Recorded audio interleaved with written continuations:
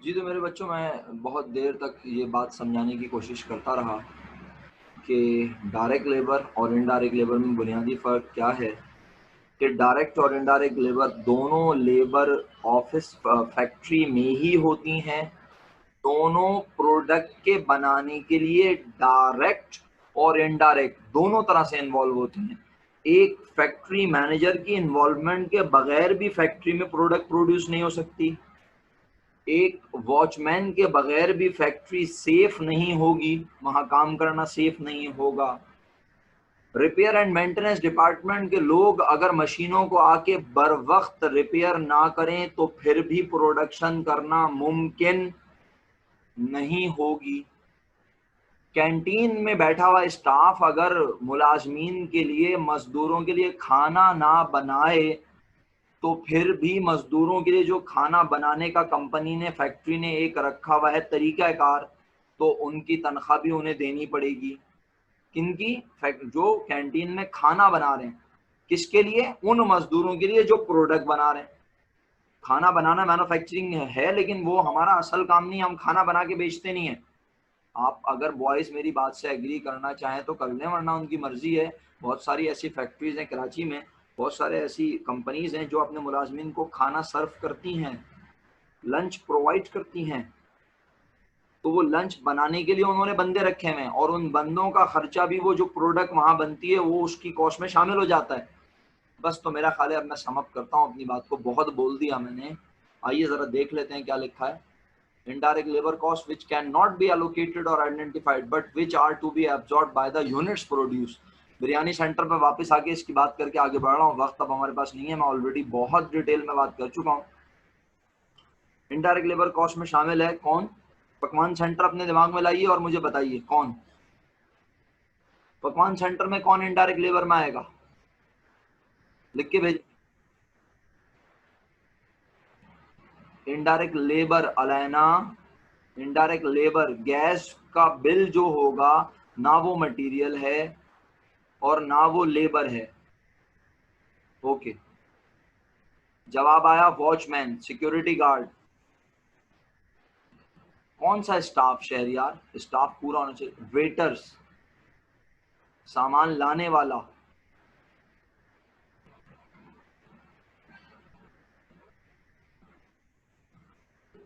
काशान कह रहा है सर एक सवाल, वो जो हम प्रॉफिट ईयर एंड पे कमाते हैं वो क्या एक्सपेंस वगैरह में शामिल नहीं होते हैं? जाहिर सी बात है, ये सारे खर्चे माइनस होने के बाद ही तो प्रॉफिट आता है भाई। बर्तन धोने वाला आज वहाँ कॉस्ट की प्राइस में शामिल हो गया।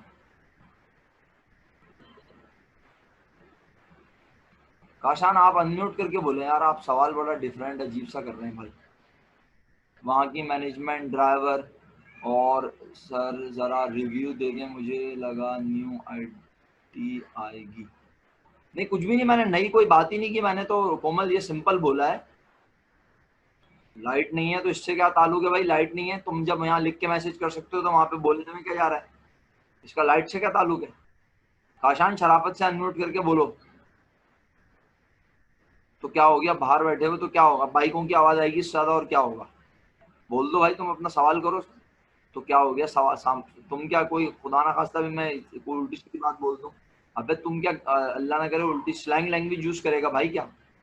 सवाल करो, सिंपल जो सवाल है तुम्हारा, ताकि सब सवाल सुने और फिर मैं जवाब ओके दूं। सर। अच्छा सर। सर जैसे कि पहले हम बैलेंस शीट वगैरह बनाते थे तो उन पे जो सैलरीज वगैरह होती थी या कोई कॉस्ट होती थी कि चीज़ के मेंटेनेंस का खर्चा होता था तो तब वो उन वहीं से देते थे हम। अब तब तक एक तो ये मिनट, नहीं था कि रुक जाओ कॉस्ट रुक के जाओ प्राइस से हम दे। रुक जाओ रुक जाओ रुक जाओ रुक जाओ। पहले जो income okay statement okay. Balance sheet बनाते थे वो कौन से बिजनेस का होता था? वो तो सर्विस होती थी या ट्रेडिंग बिजनेस होती थी। और अब कौन सा पढ़ा रहा हूँ? मैन्युफैक्चरिंग पढ़ा रहे हैं। तो नए खर्चे देख रहे हैं ना, ये नए खर्चे प्रोडक्ट की कॉस्ट में शामिल होंगे। जो हम अच्छा एक सर। पेन बनाएंगे, उस पेन को बनाने में डायरेक्ट मटेरियल का खर्चा भी होगा, इनडायरेक्ट मटेरियल का भी होगा, डायरेक्ट लेबर का भी होगा। इसमें मैंने कब बोला काशान के इसमें ऑफिस के स्टाफ की सैलरी शामिल है? मैंने कब बोला इसमें ऑफिस के मैनेजर की सैलरी शामिल है? मैंने कब बोला इसमें ऑफिस का रेंट शामिल है? मैंने तो जिक्र नहीं किया। अभी तो मैं ऑफिस पे आऊंगा, अभी तो मैं कहाँ की बात कर रहा हूँ, ये कौन सी जगह की बात हो रही है काशान? ये आप कह रहे हैं इनडायरेक्ट और डायरेक्ट नहीं नहीं, सेल। कहाँ ये कहाँ खर्चे हो रहे हैं मेरे भाई, किधर चले गए तुम? ये खर्चे कहाँ हो रहे हैं मेरे दोस्त? ये सारे खर्चे कहाँ हो रहे हैं? यूनिट यूनिट प्रोडक्ट बनाने में हो रहे ना। अरे भैया मेरे भाई, फैक्ट्री में हो रहे हैं मेरे दोस्त, जहाँ प्रोडक्ट बनती है। ऑफिस यस में सर। प्रोडक्ट नहीं बनती मेरे भाई मेरे बेटे। प्रोडक्ट कहाँ बनती है? फैक्ट्री में, कंपनी तो में। फैक्ट्री के खर्चे पड़ रहे हैं हम फर्स्ट टाइम, इससे पहले हमने जिंदगी में ओके। फैक्ट्री के खर्चे पड़े ही नहीं है। तो फैक्ट्री में यस सर, जब जितना ये कह रहा हूँ। खर्चा हो, फैक्ट्री में जितना फैक्ट्री का रेंट है ना, वो कॉस्ट ऑफ गुड्स मैन्युफैक्चर्ड का हिस्सा होगा, कॉस्ट ऑफ गुड्स प्रोड्यूस का हिस्सा होगा। अब समझे? यस सर, अब समझा। हाँ देखो ना, सवाल करने से दूसरों को भी फायदा हुआ ना। तुम मुझे लिख के भेज रहे हो, मैं तुम्हारा सवाल पढ़ रहा हूँ, मुझे समझ में भी नहीं आ रहा। लाइव आने अरे से भाई को। फायदा होता है। नहीं परेशान नहीं हुआ करो यार, देखो मैं किसी की बेइज्जती नहीं करता हूँ, वो तुम लोगों को महसूस होता है। मैं क्यों बेइज्जती यस करूंगा सर। यार, मैं तो सवाल को वेलकम करता हूँ, लेकिन अब कभी कभी आप बेवकूफों वाले सवाल कर देते हैं, कोई भी कर देता है, तो इसमें क्या गलत बात है? अच्छा चलो, अब मुझे जवाब मिल चुका है, बहुत सारे जवाब मिल गए अल्हम्दुलिल्लाह, बहुत सारे लोगों ने जवाब भेज दिए। बस बात को मुकम्मल करता हूँ। बिरयानी बनाने वाले की दुकान पर, पकवान सेंटर पर, वो शख्स जो हेल्पर है, हेल्पर, एक होता है मेन पकवान जो बना रहा होता है बिरयानी, और वो कहता है चल बेटा चावल धो ले शाबाश छोटे, तो वो छोटा हो गया, इनडायरेक्ट लेबर। एक शख्स बैठा होता है अच्छे अच्छे कपड़े पहन के, साफ सुथरे, एक पर्ची लेके बैठा होता है, लोग उसके आगे पूछते हैं कितने का होगी, कितने की बनेगी, यानी रिसेप्शन वाले जो लोग होते हैं, आप उन्हें भी कह सकते हैं वो इनडायरेक्ट लेबर है, क्योंकि वो खुद बनाते नहीं है। सिक्योरिटी गार्ड भी इनडायरेक्ट लेबर है, सही है। और उन्होंने इस तरह कोई अपना बंदा रखा हुआ है जो आके टेबल वगैरह साफ करता है, ये सब इनडायरेक्ट लेबर कहलाते हैं। मेरा ख्याल है बस इससे ज्यादा मुझे समझाने की जरूरत नहीं है, आपने काशान ने तो बोल दिया, आप समझ गए। बिल्कुल सिंपल मुकर्रम भाई, बनाने वाला जो है वो डायरेक्ट लेबर है बस, चाहे वो मशीन से बनाए, चाहे वो हाथ से बनाए, किसी भी तरह बनाए। तो अल्हम्दुलिल्लाह हमने डायरेक्ट और इनडायरेक्ट की बात कर ली, डायरेक्ट लेबर और इनडायरेक्ट लेबर की बात कर ली। अब अगर आप गौर से देखें तो यहाँ पर तो खैर कुछ और लिखा हुआ है, जरा इस शीट पर आ जाए, बहुत देर हो गई इस शीट पे नहीं आए। हमने क्या क्या डिस्कस कर लिया, जरा ये तो देख लें। हमने डिस्कस कर लिया डायरेक्ट मटेरियल,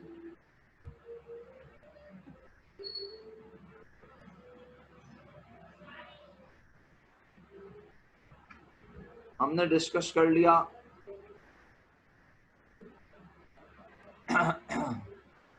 डायरेक्ट लेबर, हमने डिस्कस कर लिया इनडायरेक्ट मटेरियल और इनडायरेक्ट लेबर।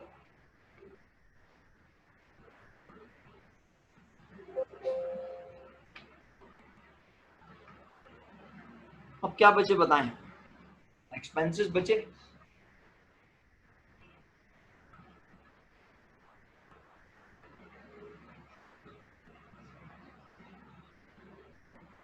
तो एक्सपेंसेस, अब जरा सुन लीजिएगा प्लीज। एक्सपेंसेस जो होते हैं ना प्यारे बच्चों, वो दो तरह के होते हैं। एक डायरेक्ट एक्सपेंस जो कि हमारे कोर्स का हिस्सा नहीं है, जो कि हमारे कोर्स का हिस्सा नहीं है। हमारे पास पूरी पास पेपर में अगर आप उठा के देखें, आपको एक बार भी ये नज़र नहीं आएगा। यकीनन आप बोलेंगे सर ऐसी कोई एग्जाम्पल तो हो जाए, थोड़ा माहौल बन जाएगा, जरा अच्छा रहेगा, पता तो होगा होता क्या है कमबख्त।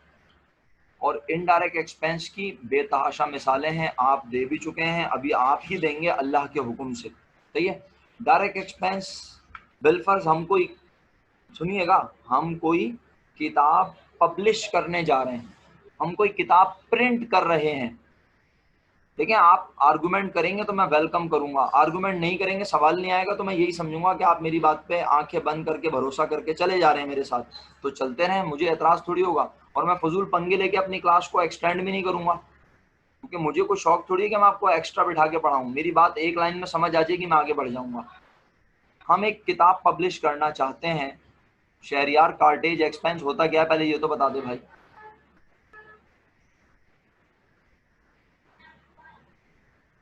शहरियार साहब कार्टेज एक्सपेंस होता क्या है पहले ये बता दें जरा मुझे प्लीज।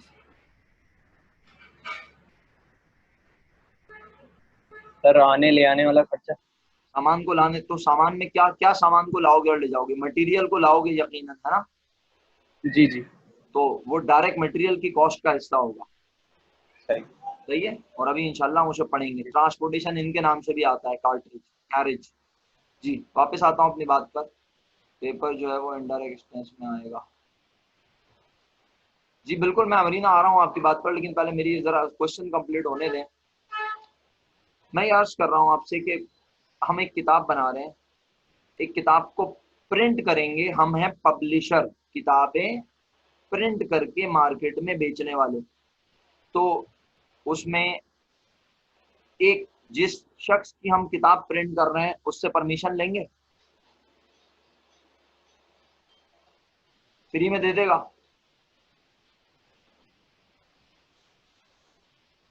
पैसे मांगेगा? अब उस पैसे को कहाँ डालूं बताओ, सोचो। उस कौन सा खर्चा कहूँ? क्योंकि अगर मैं उससे इजाजत नहीं लूंगा, अगर मैं उससे इजाजत नहीं लूंगा तो मैं वो बुक प्रिंट करके मार्केट में नहीं बेच सकता। वो छापा पड़वा देगा मेरी दुकान पर, मेरी फैक्ट्री पर, कि ये आप पायरेसी कर रहे हैं। पायरेसी समझते हैं ना आप? Pirated books. इस बुक को आपके पास छापने का राइट नहीं है और आप इसे छाप के बेच रहे हैं। तो हाँ, कॉपीराइट खरीदा इसका मतलब है मैंने, है ना? तो आप बताओ, क्या वो डायरेक्ट मटेरियल होगा मेरा? क्या मैं उसे डायरेक्ट मटेरियल बोलूँ? मैंने कोई मटेरियल डाल दिया है किताब के अंदर अलग से खरीद के? क्या मैंने उसके अंदर लेबर डाल दी है? मैं उसको बोल रहा हूँ पब्लिशर को, तुम आ जाना और जरा किताबें छप रही होंगी, खड़े होकर देखते रहना और 2-4 किताबें छाप भी देना अपने हाथ से। नहीं, इनडायरेक्ट लेबर कह दूं क्या उसे? बोलो खड़े होकर देखते रहना किताबें सही छप रही हैं या नहीं। हाँ लेना, आ जाना और बैठ जाना, बस सिर्फ देखते रहना किताबें सही छप रही हैं। उसका काम है ये, किताबें सही छप रही हैं या नहीं। उसने तो किताब लिखी है, वो अपने घर पर बैठ के आराम करेगा ठंडे कमरे में, उसका काम थोड़ी है। भाई आप सबके जवाबों का मैं बहुत शुक्रगुजार हूँ, लेकिन दिमाग तो चलाइए। आप धमाधम जवाब लिख के भेज रहे हैं, सब लोग बगैर दिमाग चलाए जवाब लिख के भेजेंगे तो ऐसे उल्टे सीधे जवाब आएंगे। ये तो तय हो गया, ना वो डायरेक्ट मटेरियल है ना वो डायरेक्ट लेबर है। क्या वो इनडायरेक्ट लेबर है?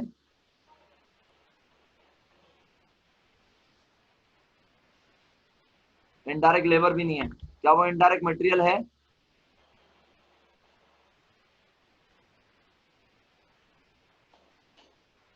आ रहा हूँ कोमल, तुम्हारी बात पे ही आ रहा हूँ, तुम्हारी बात पे आ रहा हूँ। Nimra Rashid, well done. शहरियार भाई कह रहे हैं इनडायरेक्ट एक्सपेंस है, सही है। वर्दा कह रही है डायरेक्ट एक्सपेंस है।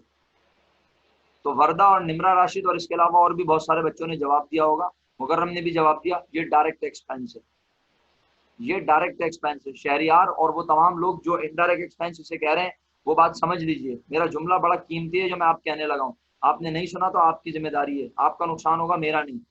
मैं बहुत आसान उर्दू जुबान में कहने लगा हूँ अब। डायरेक्ट मटेरियल, डायरेक्ट लेबर और डायरेक्ट एक्सपेंस वो होते हैं जिनके बगैर प्रोडक्ट बन ही नहीं सकती। अगर आपके पास लकड़ी नहीं है, आपके पास कीलें और ग्लू है, तो बना के दिखा दो चेयर।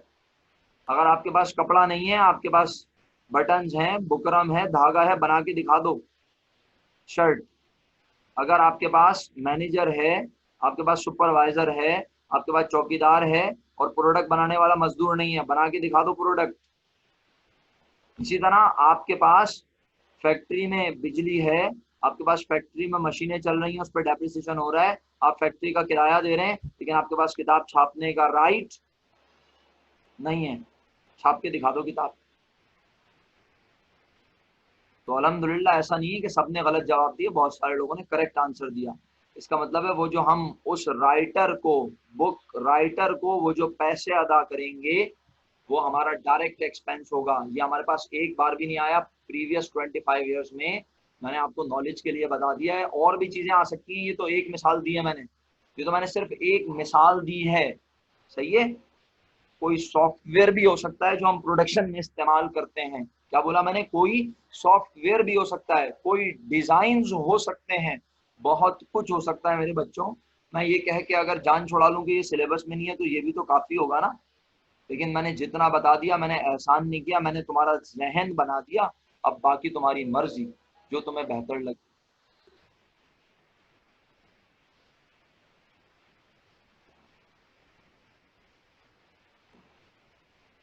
नहीं, बात समझे मेरी मुकर्रम साहब। बात यह है कि हम ये नहीं कह रहे कि ये इन खर्चों के बगैर प्रोडक्ट बन जाएगी, मैं ये बिल्कुल भी नहीं कह रहा। अगर मैं ऐसा कहूँ तो आप यकीनन ये जो आपने लिख के भेजा है बोल सकते हैं। मैंने हरगिज ये नहीं कहा कि ये खर्चे नहीं होंगे। अगर आप सिर्फ 5 मजदूर ला के बिठा दें और बोले प्रोडक्ट बनाओ, तो अगर एक दिन में वो 5 चेयर बना सकते थे तो बेटा वो 2 बनाएंगे। बोलो क्यों? उनको देखने वाला कोई नहीं है, तो उन 5 के ऊपर एक बंदा बिठाना जरूरी है।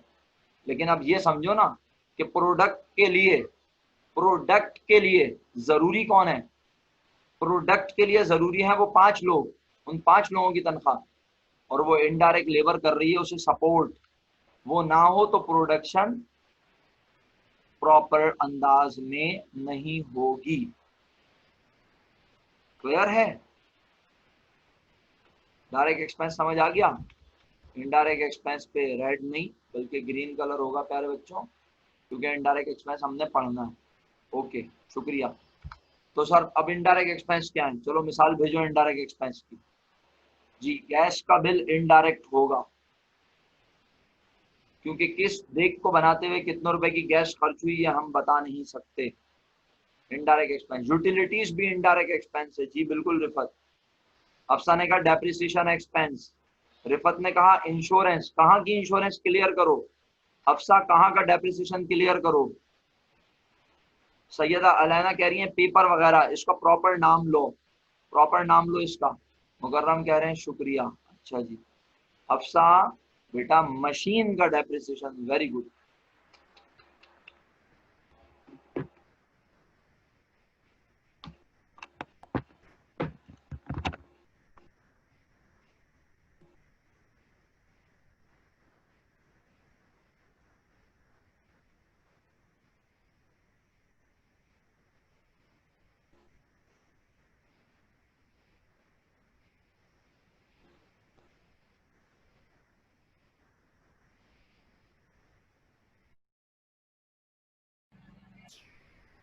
जी तो प्यारे बच्चों हम बात कर रहे थे किस चीज़ के बारे में? हम कह रहे थे कि हमने अल्हम्दुलिल्लाह डायरेक्ट इनडायरेक्ट के बारे में, direct material, direct indirect material समझ लिया, डायरेक्ट इनडायरेक्ट लेबर समझ लिया। इनडायरेक्ट एक्सपेंसेस के आप एग्जांपल दे रहे थे मुझे, तो कंटिन्यू करते हैं। इंश्योरेंस कहाँ की भाई? क्या नाम था? रिफत ने बोला था। और डेप्रिसिएशन बता दिया मुझे हफ्सा ने कि सर डेप्रिसिएशन जो है ना, मैं बात कर रही हूँ मशीन का। इसका मतलब है हफ्सा तुम ऑफिस में जो इक्विपमेंट रखा है, ऑफिस में कंप्यूटर रखा है, उसका डेप्रिसिएशन तो नहीं बोल रही ना? यस सर, जिस पे काम हो ना उस मशीन का बोल रही हूँ। हाँ, यानी जिस मशीन को हम फैक्ट्री में इस्तेमाल कर रहे हैं। अच्छा, और वो फर्नीचर जो फैक्ट्री में रखा है उसका डेप्रिसिएशन भी ले लूं? Yes sir. यानी फैक्ट्री में वो तमाम फिक्स एसेट जो फैक्ट्री में इस्तेमाल होते हैं। सही है। वर्दा वर्दा रेंट किस चीज का मेरा बेटा? पूरा जवाब लिखो। वर्दा रेंट किस चीज का? जल्दी बोलो। अगर मैसेज नहीं, मैसेज तो आ रहा है ना, तुम्हारा मैसेज तो मेरे पास आ रहा है, तो बताओ किस चीज का रेंट? और बाकी लोग सोचें। वर्दा ने मुझे फैक्ट्री का, मरियम जवाब दे रही है, वर्दा लिख रही है क्या चल रहा है भाई ये? हाँ, वर्दा लिख रही है रेंट, मरियम परवेज बोल रही है फैक्ट्री का रेंट। शुक्रिया, आप दोनों एक पेज पे हैं, अल्लाह करे। लेकिन मरियम अब तुम उसका जवाब दे रही हो तो तुम ही मुझे बता दो। वो तो एडवर्टाइजिंग एक्सपेंस भी बोल रही है, और बाकी लोग क्या कहते हैं एडवर्टाइजिंग एक्सपेंस के बारे में? एडवर्टाइजिंग एक्सपेंस क्या इनडायरेक्ट एक्सपेंस में आएगा? एडवर्टाइजिंग एक्सपेंस, भाई काशान तुम हो? सर शायद नहीं आएगा। यस सर मैं हूँ। कहाँ के खर्चों की बात हो रही है? याद दिला, वर्दा की याददाश्त चली गई है। इनडायरेक्ट। कहाँ के खर्चों की बात हो रही है जहरीले लोगों? सर फैक्ट्री की, कंपनी की खर्चे की बात हो रही है, कंपनी की फैक्ट्री जहाँ प्रोडक्ट बनता है। एडवर्टाइजिंग कौन करवाता है? ऑनर करवाता है। मैं समझा चपरासी करवाता है। सर वो तो नहीं सर। वो लोग करवाते हैं ना, कौन? तुम कंपनी लोग कैसे वगैरह। ढक्कन हो यार, तुम लोगों को ये नॉलेज नहीं पता? जो प्रोडक्ट परचेज करेगा। अल्लाह अकबर, मेरे मालिक, मैं कहाँ फंस गया इन मेंटल केसेस में। अबे भाई ऑफिस सर वो वालों का काम होता है। सर्विस वाले करवाते हैं सुन लो गौर से एडवर्टाइजमेंट। मेरी बात। अबे फैक्ट्री का काम सिर्फ सामान बनाना होता है भाई। सर वो आउटलेट्स वाले कराते हैं शायद। अब सुन लेना, अब सुन भी ले मेरी बात। सर सेल्स मैनेजर करता है। जी शुक्रिया। सेल मैनेजर करता है, तो इसका मतलब है सेल मैनेजर कहाँ बैठता है? फैक्ट्री में आपके ख्याल में? सेल मैनेजर ऑफिस में। ऑफिस में, तो इसका मतलब है ये ऑफिस से रिलेटेड खर्चा है। मुकर्रम मैं तुझे जूते मारूंगा। प्रोडक्ट बनाने वाले क्यों मार्केटिंग करेंगे? प्रोडक्ट बनाने वाले प्रोडक्ट बनाते हैं ऑफिस में बैठ के। ये मैं कोई छोटी सी 6 नंबर की फैक्ट्री की बात नहीं कर रहा भैया। तुम सब लोग ये बात क्लियर कर लो पहले। ना मैं तुम्हें किसी बेकरी की अकाउंटिंग पढ़ा रहा हूँ कि वहीं बेकरी में बिस्किट बन रहे हैं और वहीं से मार्केटिंग हो रही है, वहीं से एडवर्टाइजिंग हो रही है, वहीं से सब काम हो रहा है। वो भाई मैं तुम्हें एक प्रॉपर बिजनेस बड़े लेवल की अकाउंटिंग पढ़ा रहा हूँ, जिसमें एक फैक्ट्री, और वो फैक्ट्री भी कहाँ है, शहर के अंदर नहीं होती फैक्ट्री, फैक्ट्री साइट एरिया में होती है, और ऑफिस स्टाइल देखा हुआ है दो तीन जगहों पे। जी सर, काफी नजर आए हैं, बाहर गया था तो मैं आपसे यही अर्ज कर रहा हूँ कि बड़े बड़े लेवल पर जब फैक्ट्रीज काम कर रही होती हैं भाई, तो किसी को अगर सामान खरीदना होगा तो आपके ख्याल में क्या वो बलूचिस्तान जाएगा, क्या वो सुपर हाईवे जाएगा? वो भाई ये तमाम कंपनीज अपने आउटलेट्स बनाती हैं शहर के अंदर, अपने ऑफिस बनाती हैं प्रॉपर। समझ रहे हैं अब आप लोग मेरी बात?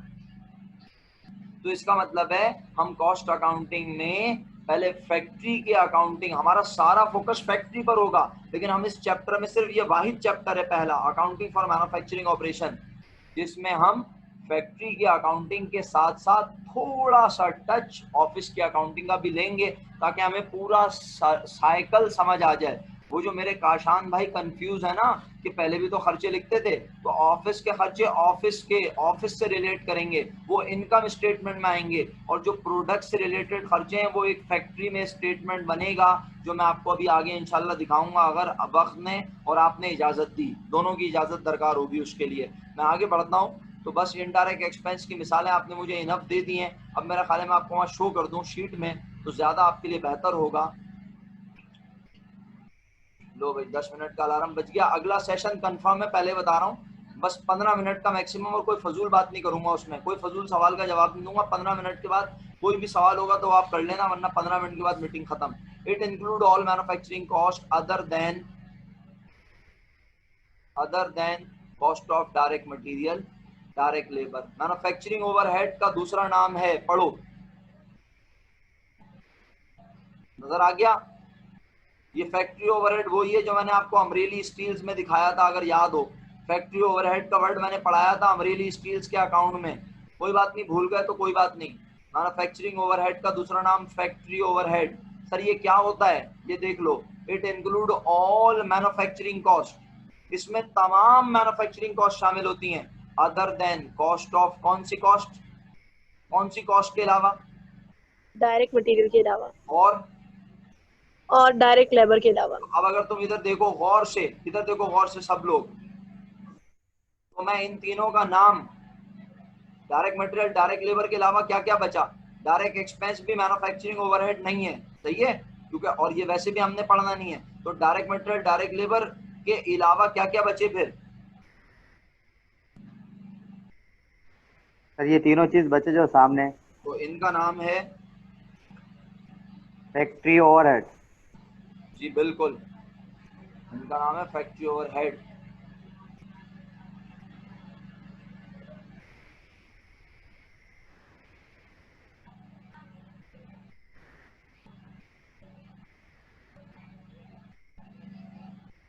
सर फैक्ट्री ओवरहेड जितने भी होंगे वो सारे इनडायरेक्ट से रिलेट करेंगे।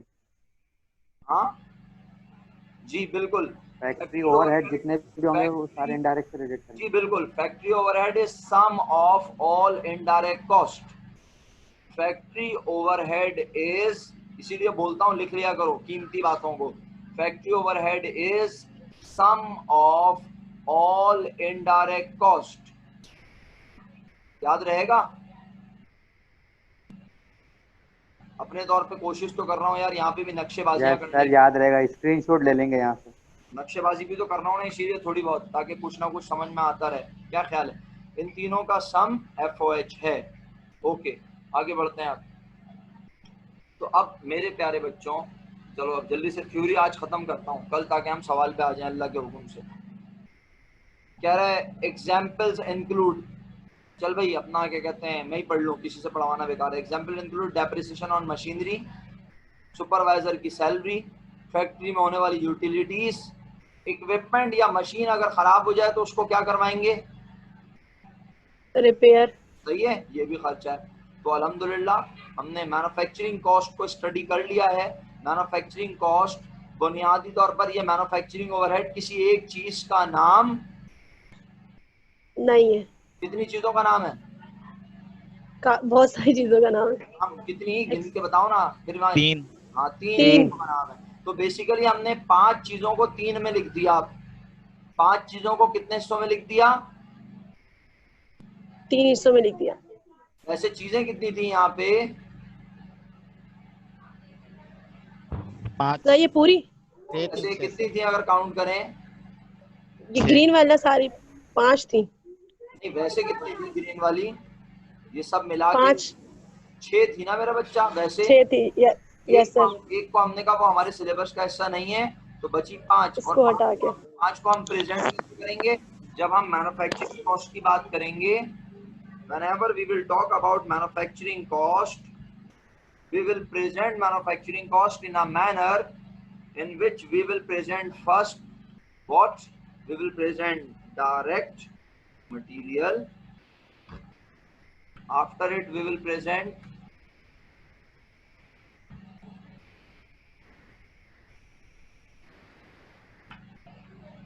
Direct labour. कितने मिनट रह गए? 5 मिनट। Direct labour. और तीसरे नंबर पे हम लिखेंगे क्या? FOH या मैन्युफैक्चरिंग ओवरहेड। इन तीनों को प्लस करेंगे तो हमें किसी प्रोडक्ट को बनाने का खर्चा पता चल जाएगा। Very good. बाकी सब सर लोग? कल आपने इसकी एग्जांपल दी थी एक। हाँ बेटा, मैं तो पता नहीं किस किस चीज की एग्जांपल दे चुका हूँ, लेकिन यहाँ लोग इतने सुन होते हैं, और ये क्लास में भी होते हैं, ऐसी बात नहीं है यहाँ होते हैं, बस क्लास में भी होते हैं, कोई बात नहीं। चलो, तो अब मुझे ये बताओ, अभी फिलहाल मैं ये नहीं पढ़ रहा प्रोडक्ट कॉस्ट और पीरियड कॉस्ट, इंशाल्लाह ये भी पढ़ लेंगे, अल्लाह के हुक्म से, परेशान नहीं हो। अब मैं तुम्हें ये बता देता हूँ जल्दी से, inventories of a manufacturing business. Manufacturing business में इन्वेंट्री जो है वो कितने तरह की होंगी, आओ उसको स्टडी करते हैं। वैसे तो लिखा नजरिया आ गया होगा, तुम तो बहुत पढ़ाकू हो, पढ़ाकू भी हो और छापू भी हो, देख तो लिया होगा कितने तरह की हैं, और एक तो नजर भी आ गई है ना। अच्छा ये बता दो, चलो फर्स्ट ईयर बीकॉम पार्ट 1 तक कितने तरह की इन्वेंट्री होती है? 2। बाकी जिनकी आवाज आ रही है वो आवाज से बोलें, और जिनको मैसेज करने की अभी भी सहूलत है वो मैसेज करें। बीकॉम पार्ट 1 तक कितने तरह की इन्वेंट्री पड़ी? सर 2 तरह की थी। ओके, हफ्सा तो कह रही है 2 तरह की, बाकी लोग क्या कह रहे हैं? जी इकरा, जी हेमंत, खैर यार आवाज नहीं आ एक ही पढ़ी है sir trending. Merchandise inventory, sorry. नहीं 2 पढ़ी हैं हफ्सा, हफ्सा 2 पढ़ी हैं, दोनों याद। अभी दोनों बताना कौन कौन सी पढ़ी हैं। सर ओपनिंग एंडिंग बोल रही थी, ओपनिंग एंडिंग बोल रही थी, लेकिन वो एक मर्चेंडाइज इन्वेंट्री। तो एक ही चीज की ओपनिंग एंडिंग, हर चीज की ओपनिंग एंडिंग होती है ना, क्या ख्याल है? यस सर, मर्चेंडाइज इन्वेंट्री सही। बीकॉम पार्ट 1 तक आपने एक ही तरह की इन्वेंट्री पढ़ी है, कौन सी? Yes sir, merchandise inventory. अब आप पहली इन्वेंट्री देखें जो आप बीकॉम पार्ट 2 में कॉस्ट अकाउंटिंग में पढ़ेंगे, क्या है? Material inventory. Material inventory. किस चीज की मटेरियल इन्वेंट्री होगी? जिससे प्रोडक्ट बनाते हैं, बनने की। उस माल को लाके खरीद के रखेंगे ना। जी सर। सर सिर्फ उतना ही खरीद के लेकर आऊं जितना अभी बनाना है माल, बाकी नहीं खरीदूं? No sir.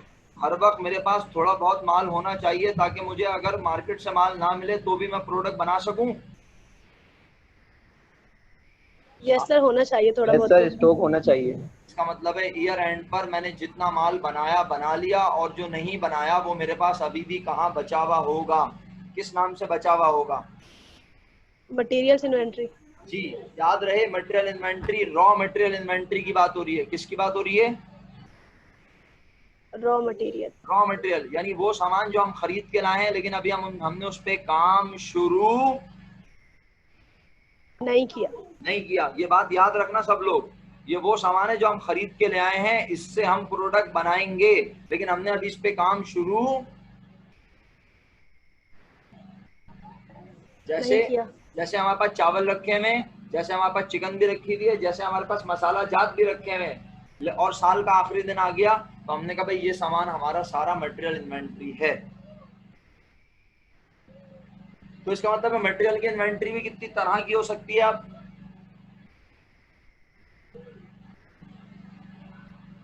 मटेरियल की इन्वेंट्री कितनी तरह की हो सकती है? आप जवाब दे दो, क्या हो गया, सो गए? ओपनिंग एंडिंग तरह की हो सकती है।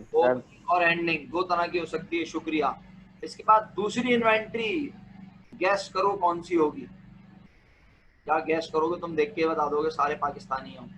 सर रनिंग जो इस्तेमाल पे। एक नाम है वर्क इन प्रोसेस, दूसरा नाम है गुड्स इन प्रोसेस, दोनों एक ही हैं। एक नाम क्या है? वर्क इन प्रोसेस, दूसरा नाम क्या है? Goods in process. सही है? एक नाम वर्क इन प्रोसेस और दूसरा नाम गुड्स इन प्रोसेस इन्वेंट्री। क्या है? तुम लोग पढ़ लो जरा खुद ही, बहुत बोल रहा हूं मैं इतनी देर से, और किसी का दिल चाहे तो समझा दे।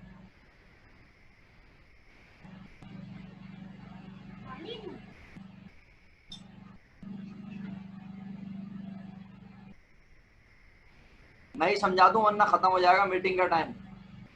सर मैं समझाऊँ। पार्शली कंप्लीटेड गुड्स यानी वो सामान जो हम बना तो रहे हैं लेकिन अभी बना नहीं है। नहीं है। तो उसकी भी होती है कुछ ना कुछ। क्या होती है उसकी? वर्थ, वैल्यू, उसकी भी कुछ ना कुछ कीमत है। तो वो सामान जो हम बना रहे थे लेकिन अभी तक बना नहीं है, वो ईयर एंड पे बच गया है, उसे कहते हैं work in process ending, goods in process ending. समझ तो नहीं आ रहा?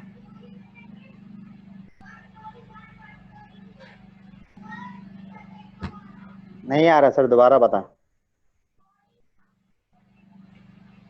अब तो अगली मीटिंग में बताऊंगा बेटा, खत्म होने वाली है, किसी भी लम्हे बेकार है बोलना।